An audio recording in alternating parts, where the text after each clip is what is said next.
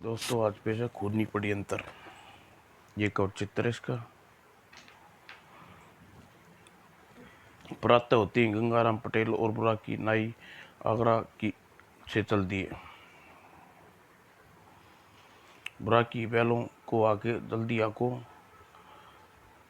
होने तक फिरोजाबाद पहुंचना है। चिंता मत करो मालिक, हम पहुंच जाएंगे। शाम होते ही देखो मालिक, हम यहाँ शाम होने में अभी कुछ देर है और हम फिरोजाबाद के निकट पहुंच गए हैं। इस जंगल के बाद फिरोजाबाद की सरहद शुरू हो जाती है। बुराकी की बात सच निकली और जंगल पार करने के बाद ही फिरोजाबाद शहर पहुंच गई। बुराकी, आज रात हम इसी बगीचे में पड़ाव डालेंगे, गाड़ी यहीं रोक दो जोको मालिक। पड़ाव डालकर बुराकी खाने पीने का सामान खरीदने नगर में चला गया और अजीब दृश्य देखकर हैरान में रह गया। जीवन, मुझ पर दया करो बेटे, घर चलो, मुझे क्षमा कर दो, मैं तुम्हारे पांव पकड़ती हूँ। बेटा, मुझ पर इतना अत्याचार मत करो। विचित्र है, रानी के समान दिखने वाली यह स्त्री इस फटीचर के पैरों में गिरकर क्यों गिड़गिड़ा रही है। और बड़ी उतावली से बुराकी गंगाराम पटेल ने के पास पहुंचा। मालिक, एक अजूबा देख कर आ रहा हूँ। रानी, अरे पहले बोझ से मुक्ति पाले, खाना पीना आराम कर, फिर बात सुनूंगा। मालिक, वह फटेहाल जीवन नाम के युवक और वह स्त्री जो उस बालक का हाथ पकड़ रखी खड़ी थी, उस रानी की क्या लगती थी आखिर। इतना उतावली अच्छी नहीं होती। बाकी तू काम धाम से निपट ले, फिर तुझे सारी बात बताऊंगा। और रात को खा पी कर आराम करने लगे तो उसके पैर दबाते हुए बुराकी ने फिर अपना सवाल दोहराया। गंगाराम ने हुक्के का गहरा कस लिया और बुराकी, यहाँ का राजा बड़ा नेक और ईमानदार था। उसकी रानी एक पुत्री को छोड़कर अकाल मृत्यु को प्राप्त हो गई। राजा ने अपनी बेटी माला को बड़े प्यार करता था। उसकी परवरिश उसके उसने दूसरी शादी कर ली, लेकिन सौतेली माँ ने उसे कभी प्यार नहीं दिया। और बात बात पर वह पीटती रहती। आज फिर तू बाग खेलने गई, मैं तेरे कान उखाड़ लूंगी। फिर मैं कहाँ खेलने जाऊं, मुझे तुम भी नहीं जाने देती। जवान चलाती है, जवान बंद कर, तेरी जवान खींच लूंगी। जिस दिन माला पर मार पड़ती वह उस दिन खाना भी नहीं मिलता और वह अपने कमरे में चुपचाप अपनी माँ के चित्र के सामने आंसू बहाती। माँ मुझे छोड़कर कहाँ चली गई। इससे अच्छा होता तो मैं जन्म ही न लेती, मर जाती। मुझे ये गालियाँ और मार तो न सहनी पड़ती। पिताजी को भी मेरी चिंता नहीं है, मुझे भी अपनी पास बुला लेती माँ। उधर राजा अपनी रानी की चिकनी चुपड़ी बातों में आ जाता। प्रिय माला दिखाई नहीं दे रही, क्या उसने खाना खा लिया।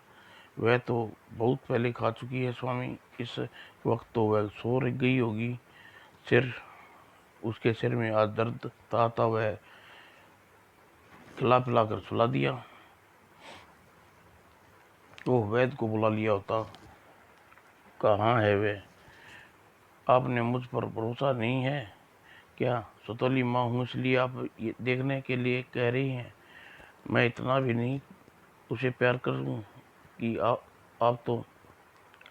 राजा उसकी बातों में बीच में ही कह दी। अरे ऐसा नहीं है रानी, तुम्हारा भरोसा ना होता तो तुमसे शादी क्यों करते। तुम जानती हो कि हम अपनी बेटी को अपनी जान से ज़्यादा प्यार चाहते हैं। आप उससे ज़्यादा चाहते हैं। हम तो उसके दुश्मन हैं। ठीक है, आपके मुंह में जो आए कहते रहिएगा। जाकर देख आइए पहले उसे अपने कमरे में है। राजा सपना को छोड़कर, नहीं नहीं, हमारा यह मतलब नहीं है, फिर ये गुस्सा थूक दो, हमें मालूम है, हमें ज़्यादा तुम उसका ख्याल रखती हो, बस फिर ये और नहीं, मैं खा चुका, अब खीर वाकई स्वादिष्ट बनाई तुमने, और अपने खाना क्यों छोड़ दिया, खाना खाइए न, मैंने खीर आपके हाथों से बनाई है, कहकर राजा हाथ धोने के लिए पराचिका की ओर बढ़ा। और रात को रानी जब गहरी नींद सो गई तो चुपके से उठा।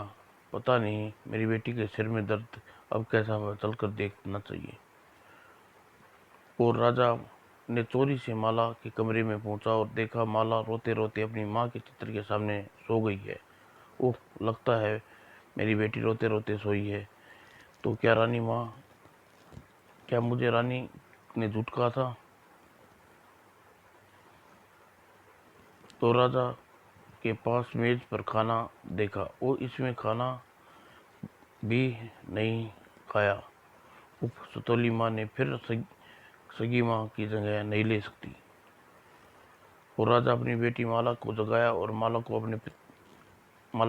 अपने पिता से चिपक कर रो पड़ी। चुप हो जा बेटी, मेरी मेरी वजह से तुझे बहुत दुख सहना पड़ रहा है। मैंने सोचा था तेरी नई माँ तुझे सगी माँ का प्यार देगी। मैं अपनी माँ के पास जाऊंगी पिताजी। नहीं बेटी, ऐसा नहीं वो कहते। अब वो कभी वापस नहीं आएगी। बेटी भगवान के पास चली गई है। मुझे माँ बहुत याद आती है पिताजी। मेरी माँ मुझे छोड़कर कहाँ चली गई? अपनी बेटी माला को समझा बुझा कर खाना खिलाकर राजा ने उसे सुला दिया। रात काफ़ी हो गई है, अब मुझे चलकर सोना चाहिए। फिर बेटी को अपने कमरे में सोता छोड़कर राजा अपने कक्ष में आया। उसने रानी को गुस्से में भरे बैठे देखा। राजा को जागते देखकर वह सकपका भी। लड़ा लड़ा आए अपनी बेटी को, देखना तुम्हारा यह लाड़ पार उसे बिगाड़ कर रख देगा। वह तुम मुझे ही दोष दोगे। मैंने लड़की को देखभाल नहीं की, मैं सौतेली हूँ, यह बात नहीं है प्रिय। दरअसल वह भूखी सो गई थी। आप चुप रहिए, आपको कुछ पता नहीं है। वह सारा दिन गली मोहल्ले में आवारा बच्चों के साथ बगीचे में घूमती रहती है। राजघराने के बच्चे की तरह उसे कोई लक्षण नहीं है। तुम ठीक कहती हो रानी, कल ही उसे समझा दूंगा। चलो आप सो जाओ, मैं जरा सा डांट दूं उससे। मैं खाना भी नहीं खाना न खाए मेरी बला से। वो सुबह होते ही राजा भूल गया कि उसने माला को समझाया था। राजकाज में व्यस्त हो गया। और इसका कसूर क्या है? महाराज, यह चोरी के जुर्म में पकड़ा गया है। इसने रोटियां चुराई हैं। महाराज, मैंने कोई चोरी नहीं की। मेरे बच्चे के पेट में कई दिन से भूखे थे, उनके लिए दुकान पर रोटी लेने घुसा था कि, कहकर बूढ़े ने सारी बात बताई। सुनकर इतनी रात में तुम दुकान में चोरी करने घुसे थे और वहाँ का ताला तोड़कर तुम नहीं यह रोटी नहीं तो क्या है?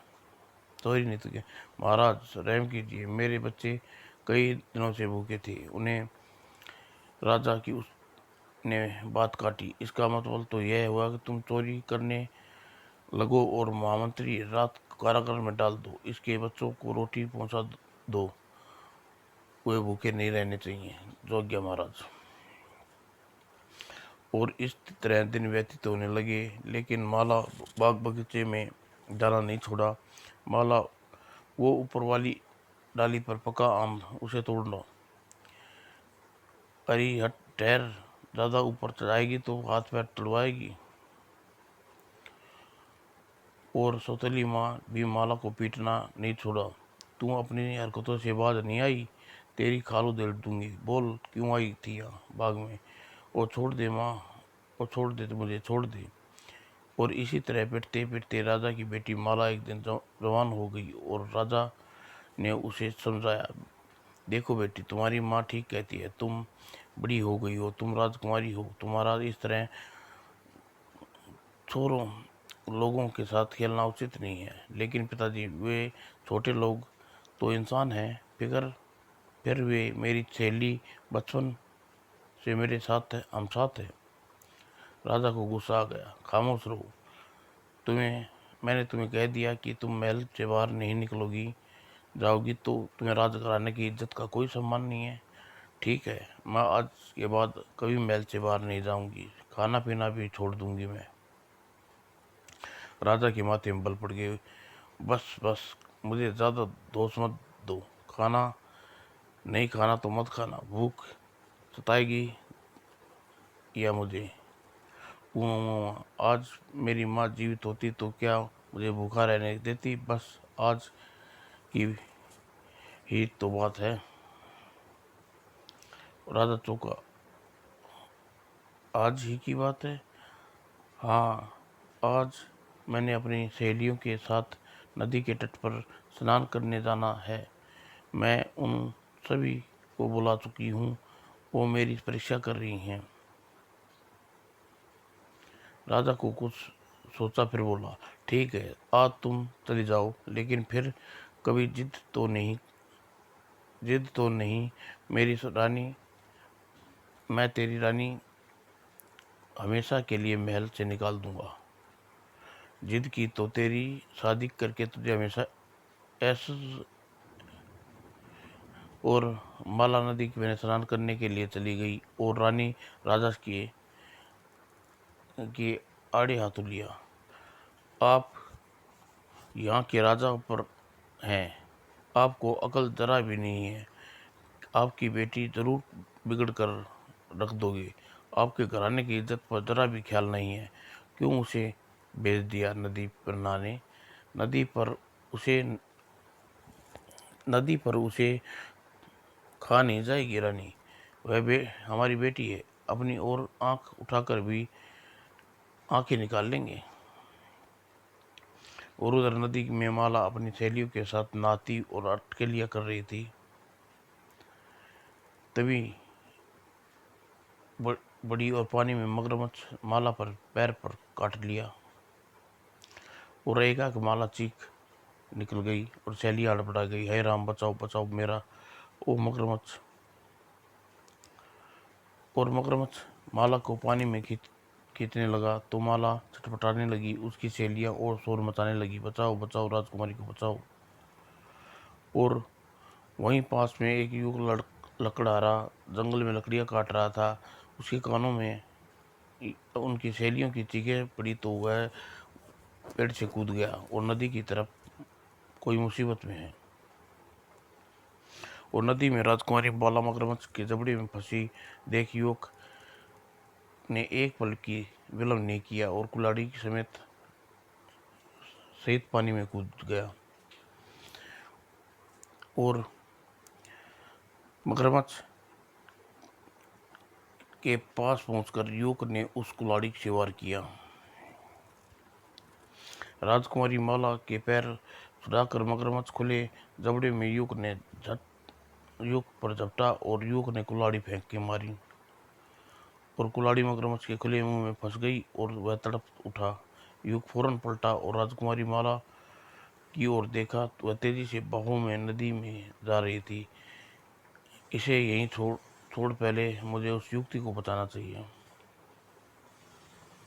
युवक मगरमच्छ को वहीं छोड़ तेजी से राजकुमारी की माला की ओर दौड़ा।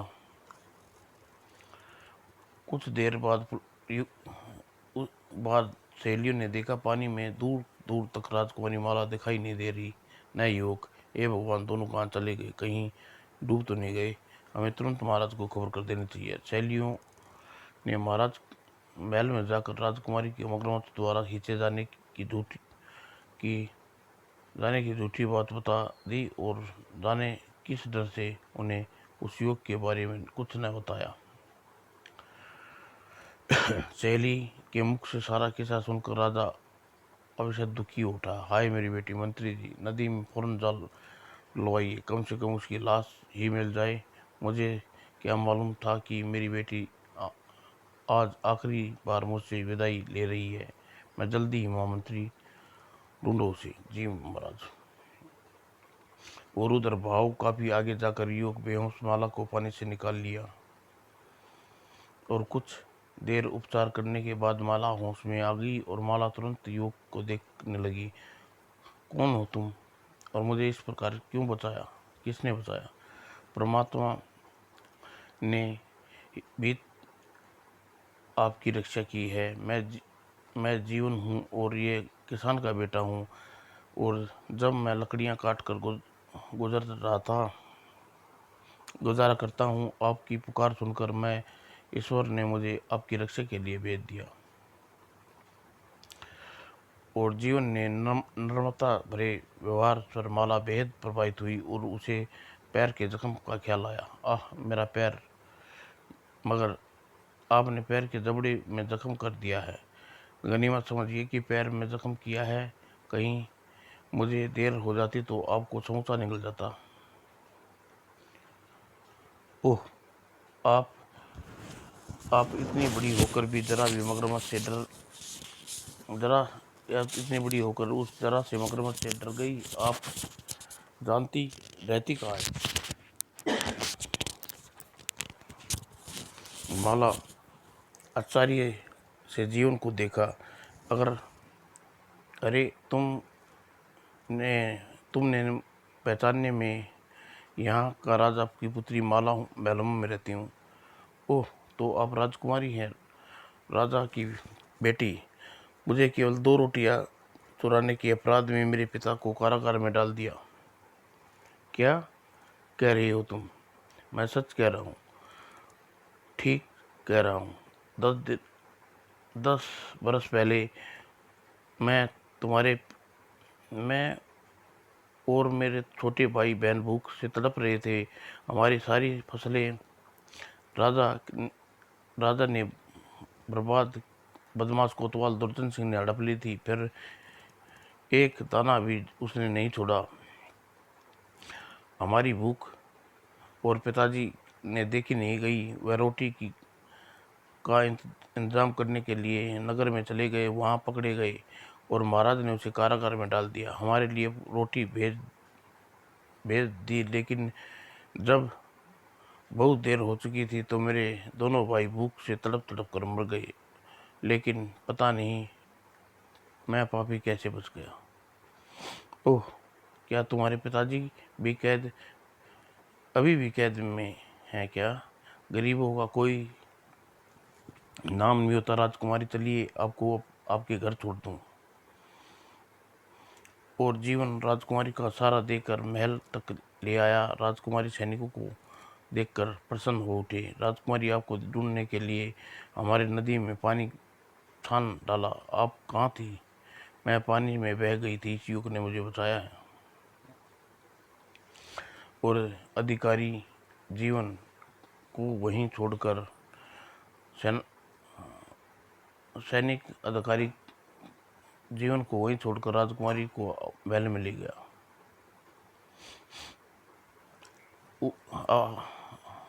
आपने उस युवक को बाहर क्यों छोड़ दिया? चले जाकर अंदर लेकर आइए, अतिथि कक्ष में बैठाइए। आप उसकी चिंता न करिए राजकुमारी, हम राजा से कहकर उसे इनाम दिलवाएंगे। इनाम के लालच में उसने मेरी जान नहीं बचाई। अब तुम जाओ, उसे दोनों को भीतर भीतर व्यर्थ समय चले जाऊंगी। और सैनिक अधिकारी वापस लौटकर द्वार पर आया। जीवन वहां नहीं था। अरे, वह युवक कहाँ गया? नायक जी, वह तो तभी चला गया था जब आपने आपने उसका नाम तक नहीं बताया। और राजा को जीवन वापस आया देखकर माला को वापस जीवित आया देखकर राजा प्रसन्न हुआ। मेरी बेटी, मैं तो समझा पिताजी वह बहुत बहादुर युवक, यदि उसने मुझे बचा लिया, नहीं तो मैं मगरमच्छ का कबीला बन गई थी। राजा उत्साहित होकर अपनी बहादुर बेटी से पूछा, कहाँ है वह युवक बेटी? जान बचाने के बदले हम उसे माला माल कर देंगे। महाराज की जय हो। महाराज, वह युवक बिना कुछ बताए ही चला गया। माला ऐप विचलित हो उठी। पिताजी, गलती मेरी है। उसे अपने साथ यहाँ तक लाना चाहिए था, लेकिन अभी उसका पता लग सकता है। कैसी? क्या तुम्हें उसका पता मालूम है? नहीं मालूम। उसका पता पता तो नहीं मालूम, लेकिन उसका नाम जानती हूँ। उसका नाम जीवन है और उसी किसान का बेटा है जिसे 10 वर्ष पहले आपकी 2 रोटी चुराने के कारागार में डाल दिया था। मैं सच कह रही हूँ पिताजी। तुमने हमें उसके पिता को कारागार में डाल दिया था? क्या कह रही हो तुम? तब राजा फौरन अपने महामंत्री को बुलाया। महामंत्री, राजा माला का कहना है 10 वर्ष पहले हमने किसी को रोटी चुराने के कारागार में सजा दी थी। महाराज, बात काफी पुरानी हो चुकी है। इसका लेखा जोखा नगर कोतवाल दुर्जन सिंह के पास होगा, वही बता सकता है। दुर्जन सिंह को हमारे सामने पेश करो। महाराज, दुर्जन सिंह तो इस वक्त महल में अपनी बहन महारानी जी के पास आए हैं। अच्छा बात है, तुम जाओ, हम उनसे मिल लेंगे। आओ बेटी। और राजा महल में उसी समय अपने अनंतपुर में जा पहुंचा और वक्त कोतवाल दुर्जन सिंह अपनी बहन के पास कलेवा कर रहा था। राजा ने देख कर चौंक पड़ा। महाराज, अरे ये कलेवा क्यों छोड़ दिया? खाओ, जी भरकर खाओ, बैठो। तभी रानी की नज़र माला पर पड़ी। उसकी जोरों से लपकी, आह मेरी बेटी जीवित है। हाँ माँ। क्यों दुर्जन, माला को जीवित देखकर तुम्हें खुशी नहीं हुई? दुर्जन सिंह सकपका गया। ऐसी बात कर रहे हैं महाराज। माला बेटी को फिर से जीवित देखकर भला मुझे खुशी क्यों नहीं होगी? क्योंकि ताबूत में मगरमच्छ के मुंह से बच गई। अच्छा, तो सारी कहानी का पता चल गया। मुझे भला क्यों न पता चलता महाराज। नगर का बच्चा बच्चा जानकर राजकुमारी को मगरमच्छ में पानी खींच कर ले गया। अच्छा, हाँ, ईश्वर की रक्षा कर दी। जानते हो इसे किसने बचाया? नहीं महाराज, लेकिन वीर पुरुष कौन है मैं अवश्य जानना चाहूँगा। वह उस चोरी रोटी चुराने वाले किसान का बेटा है जिसे 10 वर्ष पहले मैंने तुम्हारे कहने पर कारागार की सजा सुनाई थी। जीवन उसी का बेटा है दुर्जन। चोर का बेटा? कई पलों से दुर्जन को बोल ना फूटे और बड़ी मुश्किल से बोला, ओह, क्या वह अब तक कारागार में है? हमें नहीं मालूम, लेकिन अगर आज भी कारागार में है तो उसे फौरन हमारे सामने पेश करो। और उसी दुर्जन महल से सीधा कारागार में पहुंचा। वह जानता था कि रोटी चुराने के जुर्म में सजा पाने वाला किसान अभी कारागार में है। ए बूढ़े, खड़ा हो। और दुर्जन सिंह के बूढ़े की गिरेबान पकड़ ली, उठाया। क्यों अभी तक अकल ठिकाने नहीं आई? देखा मेरा इंतकाम, मुझे लगान न देकर तूने मेरे मुंह पर थूक दिया था। देखा थूकना कितना महंगा पड़ा। राजा के साले का अपमान करने के पहले जरा सोच तो लेते। मैं आज भी तेरे मुंह पर थूकता हूँ कमीने। और कोतवाल ने गुस्से में आकर उसे मारना शुरू कर दिया और लेकर सड़ाक सड़ाक पीटने लगा। हरामजादे, मैं तेरी खाल खींच लूंगा। तू सोचता है कि तेरा बेटा राजकुमार की जान बचाकर तुझे कारागार से जीवित आजाद कर लेगा? ओह, मेरा बेटा कहाँ है? बूढ़े की आंखें चमक भर आई। आह, मेरा बेटा जीवित है। दुर्जन सिंह अब तू मुझे मार मार कर चाहे अधमरा कर दे, चाहे मुझे जान से मार दे, पर मेरे बच्चे से मिला दे। बस एक बार तुझे मेरे बच्चे से मिला दे।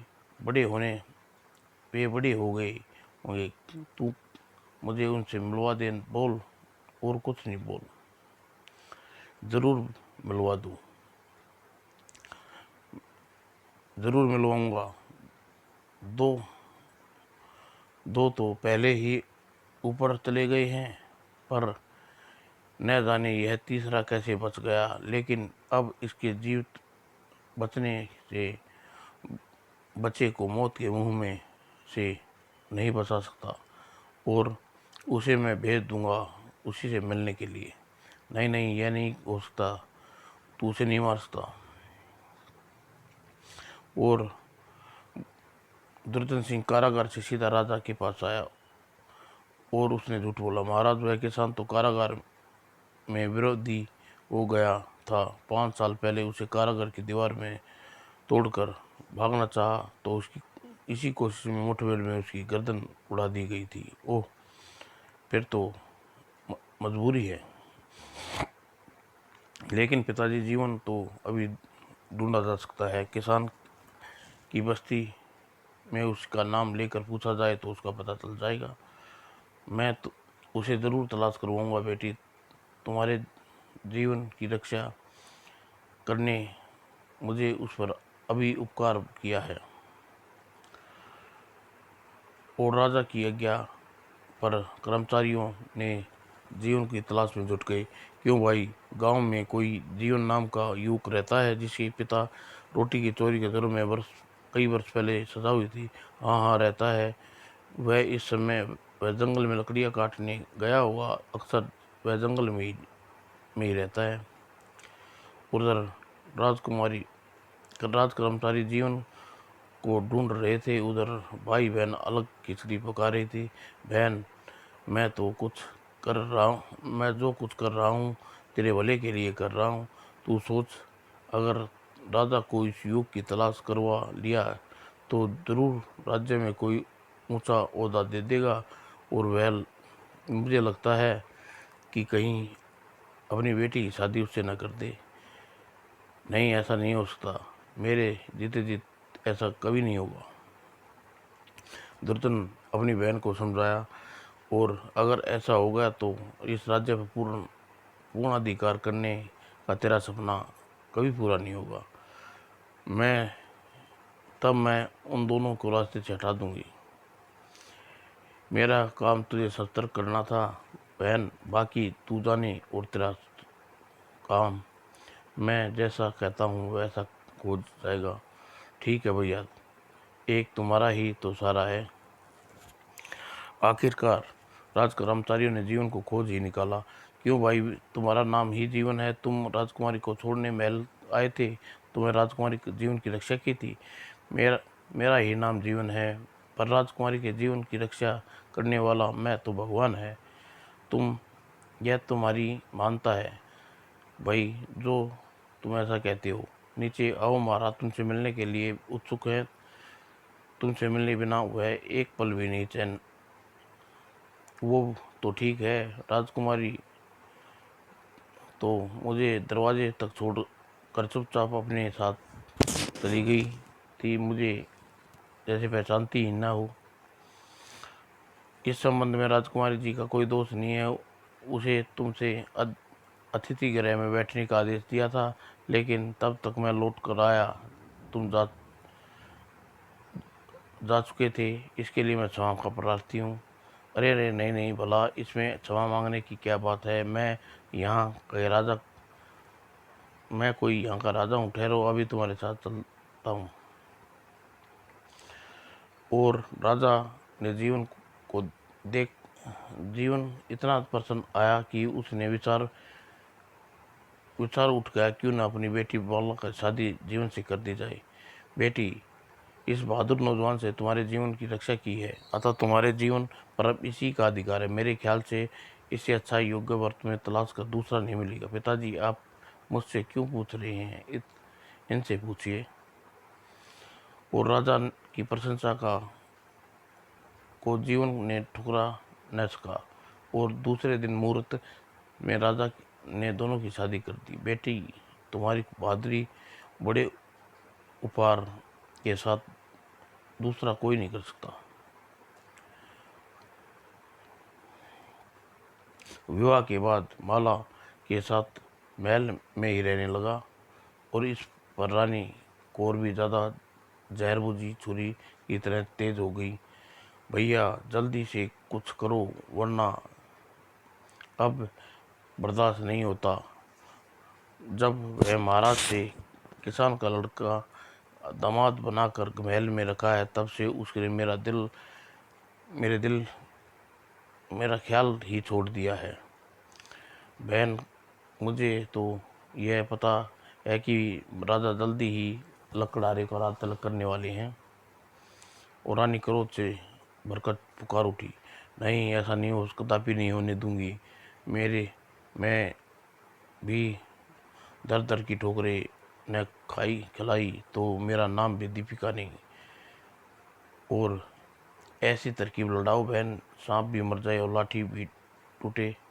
दिखाओ दो कोई चरित्र। अपने भाई की बात सुनकर सोचने लगी, मेरा भाई ठीक कहता है, मुझे कोई उपाय करना होगा जिससे राजा को शक भी ना हो और काम भी हो जाए। एक दिन मौका देखकर रानी अपने श्रृंगार बिगाड़ा। यह तरीका सबसे उत्तम है। और फिर अपने कपड़े अस्त व्यस्त करके रानी को भवन में जा लेटी और राजा को समाचार मिला तो भागा भागा आया। क्या हो गया महारानी, आपको भवन में क्यों पड़ी हैं? क्या हुआ? कुछ नहीं, आप जाइए यहाँ से। इससे अच्छा था दिन देखने से पहले मैं मर क्यों नहीं जाई। अरे क्या हुआ, बात कुछ बताओगी भी? रोती रहोगी? किसी ने तुमको कुछ कहा है? बताओ, मैं उसकी जुबान खिंचवा दूंगा। आप उसे कुछ नहीं कह सकते क्योंकि वह आपका दामाद है। राजा चौंका। जीवन ने कुछ कहा तुमसे? कहा तो नहीं, पर ऐसी कुछ हरकत की है जिसे कभी माफ नहीं किया जा सकता। राजा के चेहरे पर परेशानी की भाव बढ़ गई। साफ साफ कहो, क्या बात है? जाने दीजिए राज स्वामी, कहने का कोई फायदा नहीं है और न ही आपको विश्वास आएगा। जीवन मेरा स्त्री धर्म नष्ट करना चाहा था। राजा चीख पड़ा, रानी, यह नहीं हो सकता। अगर किसी और ने यह बात कही होती तो हम उसकी जुबान कटवा लेते, लेकिन आप हमारी पत्नी हैं। मैंने ठीक ही कहा था कि आपको विश्वास नहीं आएगा, लेकिन जिस राज्य में मेरा धर्म सुरक्षित नहीं है, अब मैं वहाँ एक पल भी नहीं रहूंगी। राजा बिना कुछ कहे क्रोध से भरा हुआ वहां से चल दिया और दूसरे दिन प्रातः राजा के सामने जीवन को देश निकाल देने की आज्ञा दी। फिरोजाबाद के महाराज का आदेश है कि जीवनलाल पुत्र मोहनलाल को आज संध्या से पूर्व ही राज्य छोड़कर चला जाना, वरना बंदी बना कर लिया जाएगा और फांसी की सजा हो जाएगी। और ओह, लेकिन इन्होंने क्यों किया? हमें बताने की इजाज़त नहीं है राजकुमारी जी। मामतरी माला को समझाया, बेटी, कुछ अपराध ऐसे होते हैं जिसे सार्वजनिक रूप से नहीं बताया जा सकता। इसे राजकुंवर की बदनामी होगी और जनता जीवन की भलाई इसी में है, वह इस प्रकार छोड़कर चले जाए। मामतरी जी, राज आज्ञा का पालन करना मेरा कर्तव्य है, लेकिन मेरा दोस्त भी बताइए, मुझे यहाँ से चले जाने के लिए कहा है, उचित जान नहीं पड़ सकता। यह राज आज्ञा अब माननी ही होगी। किसान का बेटा जीवन महल छोड़कर जाने लगा। माला उसके साथ चल पड़ी। इस पर राजा ने उसे रोकना चाहा, पर वह नहीं रुकी। नहीं पिताजी, मुझे मत रोकिए, जहाँ मेरा स्वामी वहीं मैं। ठीक है बेटी, जाओ, ईश्वर तुम्हारी रक्षा करे। और माला और जीवन महल छोड़कर चले गए। राजा अपनी बेटी के 4 बेटी के चार अपनी बेटी चार बीमार पड़ गया की याद में बीमार पड़ गया। वैद्यराज महाराज का जीवन खतरा तो नहीं है महामंत्री जी? महाराज को जहर गहरा सदमा लगा है, अभी कुछ कहा नहीं जा सकता। दुर्योधन सिंह इसी अवसर की ताक में था। एक रात मौका देखकर दुर्योधन सिंह ने अपने साथियों से राजा को मौत के घाट उतार दिया। इस इसे बड़े राज्य का पर एक बीमार राजा का कभी शासन नहीं कर सकता। तुम्हें इसी जगह परलोक में है। और दुर्योधन सिंह के संकेत पर सैनिकों ने महामंत्री और रानी को भी कैदी बना लिया। ले चलो इन्हें, महाराज को बंदी बनाने का हुक्म दिया है। यह क्या बकवास है? कौन है महाराज? और तभी द्वार पर दुर्योधन सिंह राजमुकुट सिर पर लगाए हुए भीतर आया और कुटिलता से मुस्कुराया। बहन, आज यह महाराज हम हैं। तुम्हारा पति हमारी मौत की नींद सुला दिया है, तुम्हारे बंदी गृह में अच्छा इंतजाम कर दिया है। नमक राम, हमारे अपनी गंदी जुबान से मुझे बहन मत कह। मेरे सुहाग को मटाते हुए तुझे जरा भी दया नहीं आई। दुर्योधन सिंह जोर से अट्ठासत किया। हा हा हा, मुझे उपदेश देने वाली बहन, क्या तूने अपने बेटे बराबर दामाद पर झूठा लांछन लगाते हुए शर्म आई थी? बोल। ओह दुर्योधन सिंह, पाप छल कपट प्राप्त किया है राज्य अधिक समय तक साथ नहीं देता। यह जिंदगी 4 दिन की है। दुर्योधन सिंह महामंत्री के कंधे को पकड़कर उसे जोर से झटका दिया। मंत्री के बच्चे, 4 दिन की है।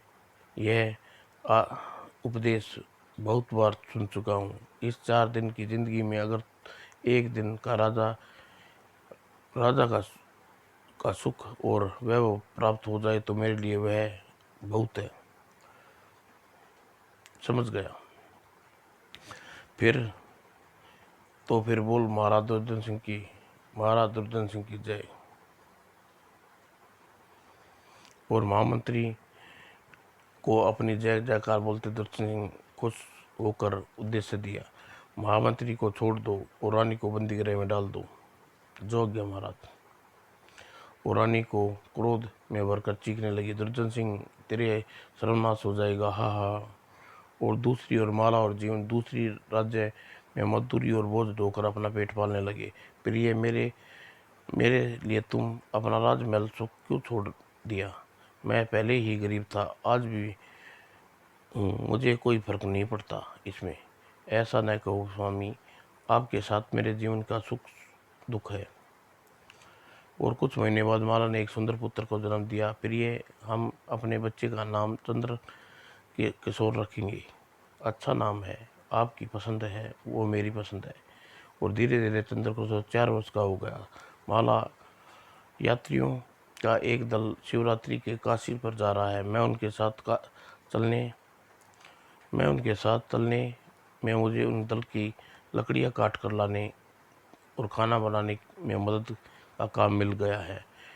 अब हम चंद्र किशोर को बाल भी काशी में जाकर उतरवा लेंगे। यह तो खुशी की बात है स्वामी, इस बहाने विश्वनाथ के दर्शन भी हो जाएंगे। और लेकिन विधाता को कुछ और ही मंजूर था। एक रात जब उसकी यात्री दल जंगल से गुजर रहा था तो डाकुओं ने दल को हमला कर दिया। खबरदार, कोई किसी ने भागने की कोशिश की तो मौत की घाट उतार दिया जाएगा। बचाओ बचाओ। खामोश चुपचाप अपने रुपये पैसे जेवर आदि सब निकाल कर दे दो।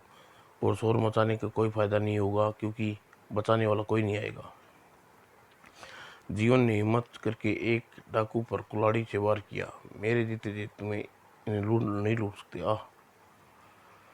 और डाकू ने घेर कर जीवन को पकड़ लिया। बहादुर, तुम इन्हें लूटो, तब तक इसे सरदार के सामने ले जाता हूँ। छोड़ दो इन्हें, छोड़ दो। माँ, मेरे बापू को क्यों पकड़ लिया है?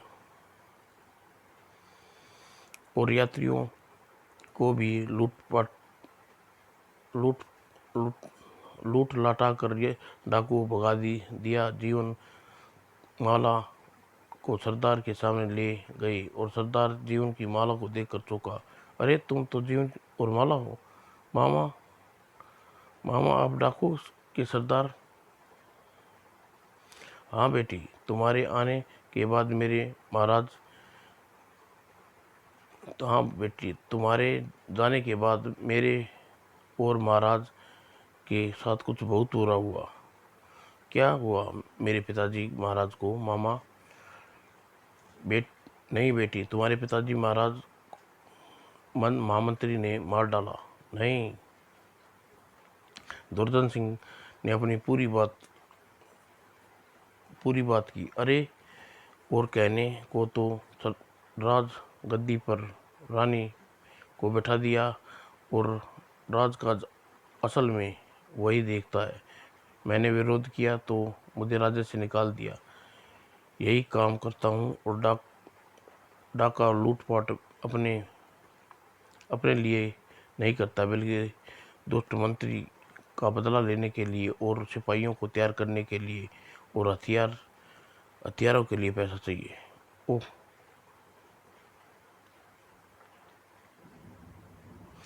वो दुष्ट महामंत्री का इतना साहस, उसे खत्म कर दूंगा। मामा जी जल्दी चलिए।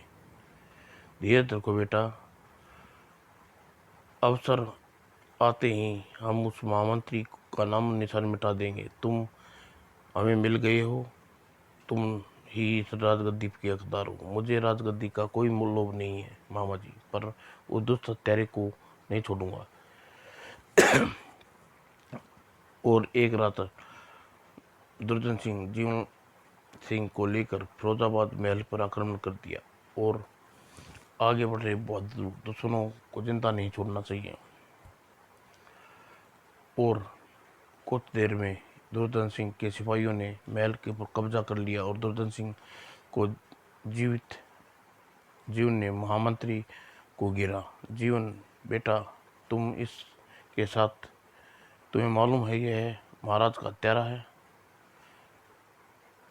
हाँ हाँ मालूम है। कौन महाराज का हत्यारा है मामा? हत्यारा है, मामा ने हमारे सब कुछ बता दिया। और फिर भी इसे हत्यारे के साथ हो। खामोश खामोश, कभी नहीं। हत्यारा मैं नहीं, तू है। और इसके साथ ही महामंत्री ने अपना बदला बचाव करता दुर्योधन सिंह ने तलवार महामंत्री के पेट में घुसेड़ दी। ले मर। ओ बेटा जीवन, महाराज की हत्यारे ओ बेटा जीवन, महाराज का हत्यारा है यह दुर्योधन। मैं तो मैं तो आह। और सैनिक जीवन को घेर लिया। बंदी बना लो इसे, अब देखता हूँ कौन मुझे राजगद्दी से उतारता है। मामा यह क्या बदतमीजी है? आह। दुर्योधन सिंह ने जीवन सिंह की ठोड़ी पकड़ ली और चेहरा ऊपर उठा कर क्रूरता से बोला, ऐसा बदतमीजी है जमाई राजा, सत्ता हथियाने के लिए की जाती है। इससे दबागाज मंत्री ने धोखा देकर पहले मेरे हाथ आई राजगद्दी मुझसे छीन ली। अब यह उसी का सजा पा रहा है। ठीक समझे तुम। बड़ी आसानी से वह राजगद्दी मेरे हाथों में आ गई थी, पर इस हरामजादे मंत्री ने की दया पर मैंने छोड़ दिया। मेरे साथ दगा करके ने सैनिकों को बगावत कर दी और मुझे यहाँ से भागना पड़ा। एक का बदला एक एक से बदला लूँगा। अपनी उस कलमुही बहन को भी ढूंढना है। उसके बाद मेरे जाते ही उसने इस महामंत्री ने आज़ाद कर दिया था। इससे पहले उस समय एक पर्दे की आड़ में छिपी बाहर निकलकर रानी ने खंजर फेंक कर दुर्योधन सिंह की पीठ में मारा। ले मैं आ गई है तेरे, आ पकड़ो इसे। लेकिन सैनिकों ने एक कदम लपटे पर महामंत्री जीवन की कुल्हाड़ी तान कर झपटा। को पीछे हट जाओ वरना जिंदा नहीं छोड़ूंगा। दुर्योधन सिंह के प्राण पखेरु उड़ गए।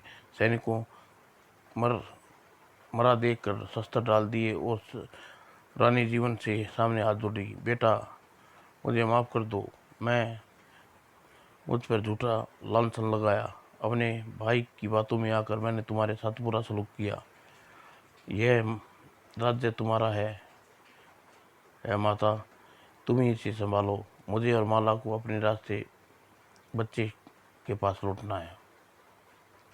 कहकर जीवन लौट गया और रानी के पीछे फुट फुट कर रो पड़ी। बेटा जाने से पहले ही अपनी माँ और पिताजी, अपने बीमार पिताजी से नहीं मिलोगे। वे 14 वर्ष से 2 रोटी चुराने के लिए बंदी गृह में जीवन बिता रहे हैं। उसका अंत समय निकट आ गया। मेरे पिताजी और रानी जीवन को बंदी गृह में पहुंचाया।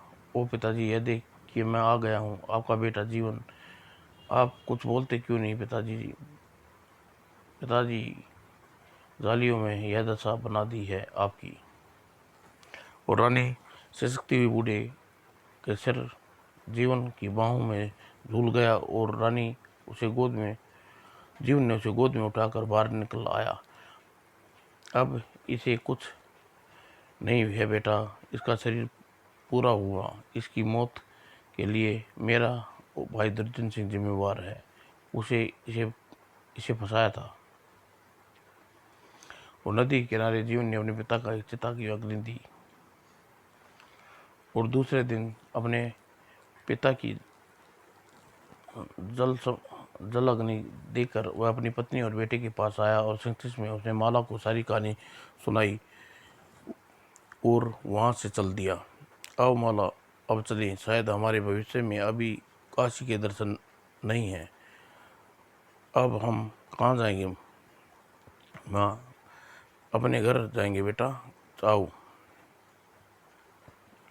वे तीनों नगर में पहुँचे ही थे कि एक रथ जोड़ उतर कर रानी उनके पैरों में गिर पड़ी। जीवन, मुझे दया करो बेटे, घर चलो और क्षमा कर दो, तुम्हें पाँव पकड़ती हूँ बेटा, मुझ पर इतना अत्याचार मत करो। विचित्र दृश्य है। गंगाराम पटेल की कहानी समाप्त हुई। अब मुंह खोल कर जमाई ली। अब रात काफ़ी हो गई है। पूरा की जी मालिक, क्या जीवन रानी के साथ रुकेगा? क्यों नहीं रुकेगा? अगर सच्चे मन से कोई प्रायश्चित करता है तो अवश्य क्षमा कर देना चाहिए। रानी को भी ऐसा एहसास हो चुका था। वाकई उसे बड़ी भारी भूल हुई थी। और बुरा की उठकर खड़ा हुआ। मालिक आप सोइए, सुबह उठकर मैं सफ़र करना है, ज़रा नगर होकर आता हूँ। इस वक्त इतनी रात नगर जाने की क्या जरूरत? मैं जाकर तू क्या करेगा? मालिक, मैं देखना चाहता हूँ जीवन और माला रानी के साथ गए या नहीं। ये मूर्ख बुरा की, यदि वे न भी गए होंगे तो तू क्या इस समय तक वो वहीं खड़े होंगे? चुपचाप जाकर सो जा, सुबह उधर से निकलेंगे तो मालूम कर लेंगे। हाँ मालिक, यह ठीक है। और गंगाराम पटेल की बात मानकर बुरा की चुपचाप जाकर अपने कमरे बिस्तर में सो गया। वहाँ की बहुत देर नींद आई। पता नहीं जीवन और माला महल में गई होंगे या नहीं। काश रानी ने उन्हें राजपाट वापस सौंप दिया होगा। दोस्तों, समाप्त।